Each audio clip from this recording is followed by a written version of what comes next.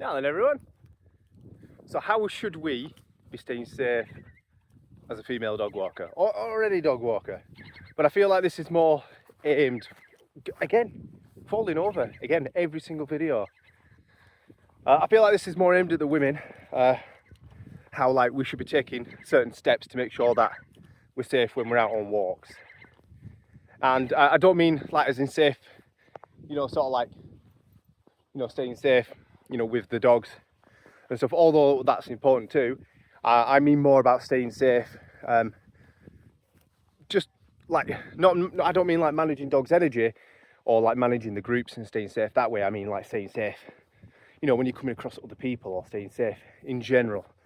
Like when you're doing your client, like your meet and greets and stuff like that. And do you know what I mean?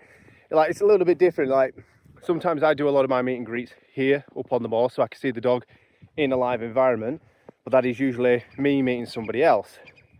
Do you know what I mean? If a female was to go and do this on their own, go and meet a stranger on the moors, we need to be taking steps to make sure that you are safe and everybody else is safe. Like I would 100% expect, if I was to meet a woman up here, for them to take steps to make sure that they're safe meeting an unknown person. Like obviously for me, it's a little bit different if you're meeting the business person, because like I'm a well-respected dog walker. Everybody knows who I am. You know, this is this, and if they're off to meet a dog walker, then, you know, that's that. But hi. Hi. Hi. What do you want? Yeah? Anyway, back to it. So like I would expect you as a, if you was running your own business and you was a female or whatever, and you wanted to stay safe, we need to take precautions to do that. Now, first and foremost, the one single thing that I would do is I would tell.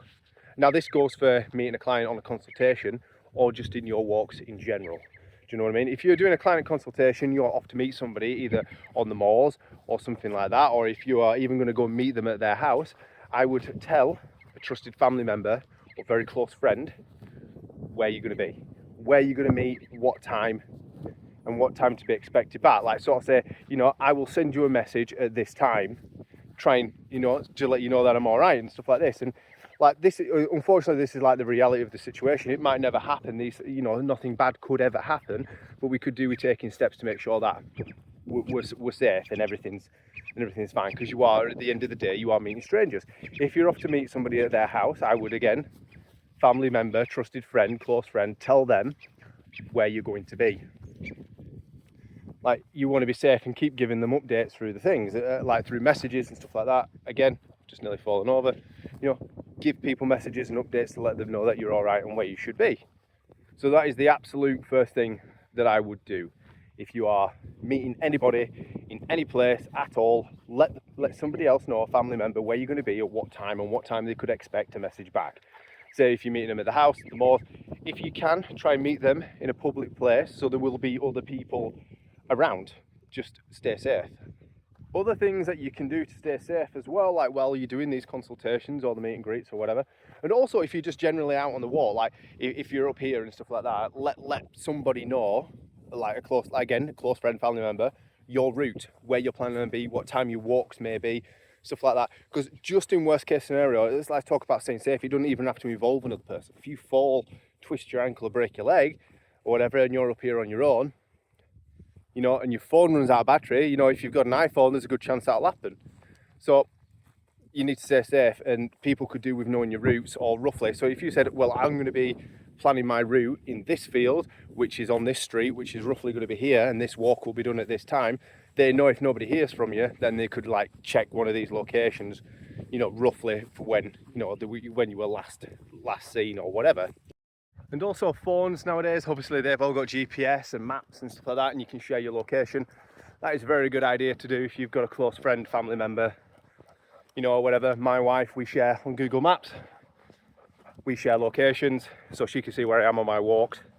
You know, if anything ever happened, it would tell her the last place that I was. Like doing that in itself is just a smart thing to do, and definitely worth doing.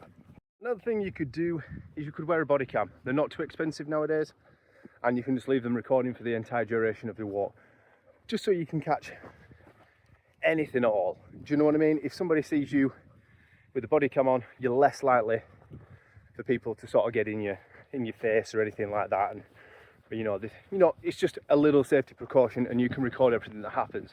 So it's always best to be safe than sorry. And also, like I said, I didn't mean in terms of managing the dogs, but if you manage your dogs properly, like if you were at all curious what's going to be around that corner or up the hill, and you can't quite see over it, best case scenario is you put your dogs back on lead, just so you don't bump into anyone. It just can avoid unnecessary conflict, which you don't want. Also, another thing you can do is have a variety of places that you go to. I know going to the same place is sometimes nice because it keeps consistency with the dogs, and it's somewhere that that's safe and things like this. But like again, the unfortunate reality is you are very easy for somebody just to sit there and wait, see the regular times that you arrive, because you're going to be there every day. If you go every day, it's quite easy, it's quite predictable. So varying your walks, varying your places and things like that from time to time would be nice. Just make sure a little less unpredictable. And these are things that I never thought that I would have to sort of put out there. But, I want people to be safe and everybody else to be safe. So I think it's sad, but it's the unfortunate reality of it. We just need to do everything in our power to stay safe as possible. Let's talk about a few of some of the obvious ones that could be quite easily overlooked. Always charge your phone. Make sure your phone is on charge when you're traveling around, so you've got a full battery while you're out on the walks. Make sure you've got any medical issues and some ID on you, so if anything does happen, you've got them there prepared, like just ID or anything that you're allergic to. Also, having your emergency contacts set up on your phone. If you have Siri or Google or anything like that, hey Google, call. Oh, so when I said that, it actually did it. It jumped onto the other thing. But yeah, you see what I mean. Having them sort of things, if you fall over, can't actually reach your phone, having them emergency contacts, you could say whatever, ring so and so. Emergency contacts on speed dial, quicker to get to. All these sorts of things, like little things that you could just do just to make sure you're a little bit safer on your walks. Also carry minimal valuables. Don't carry too much stuff on you, like loads of money, loads of keys, jewellery and all these sort of things. I would just leave them in a safe at home or locked up somewhere safe. I wouldn't be carrying all that round. Makes it less attractive.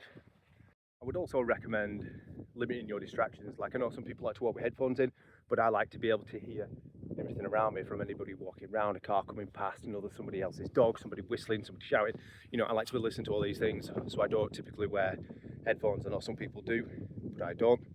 That's personal preference, but I would want to be aware of everything that's going on. Along with that, I would also observe your surroundings. Always keep a close eye on everything, because you never know, anything could pop up. I'm talking about staying safe as in, it could be people, like I said, dogs, deer, animals, anything that could create an upset. I would just observe the surroundings all the time, and always listen to your gut instinct on anything. If you're off to meet somebody and it feels off, just cancel, don't do it. Or take a friend. If something feels off and your gut's telling you something, generally I would listen to it. Right, you could choose to take with you to make sure that you're safe. It's a personal alarm. It's literally just a thing, and you pull the pin out and it sets out like a big screaming noise. Yes, one of them. That is something that you could take with you, not just to alert people that you've got one or anything like that, or scare anyone off, which could come in handy. Again, if you fall or get injured and nobody knows where you are, you could set that off and it would alert somebody actually of where you are, so you could get help. It goes both ways. And then there's also the last thing I'll probably bring up is avoiding unwanted or unnecessary attention from anybody at all. You're not warranted or you feel justified to give anybody an explanation or engage in conversation. If you feel unsafe and you want to keep going on your walk, just say, no thank you, carry on your way. You don't have to come across as rude, but you also don't have to be that engaging and inviting to bring somebody over. So there is that. Just avoid unnecessary attention if that's the kind of thing that you want. It's all about just staying safe. Now, I hope I've given you guys enough pointers and enough tips and other ideas of ways to stay safe. But again, the main ones is just let somebody know exactly where you are at all times. Stay safe, set your GPS up, and if you're doing consultations and you're off to meet somebody, let people know exactly where you're going to be at what time. So it's all about staying safe, doing the best we can. And yeah, so that's it for this one, guys. I hope you found it informative, hope you found it helpful, and if you did, please leave a like, subscribe, all that good stuff, and I will catch you all in the next one.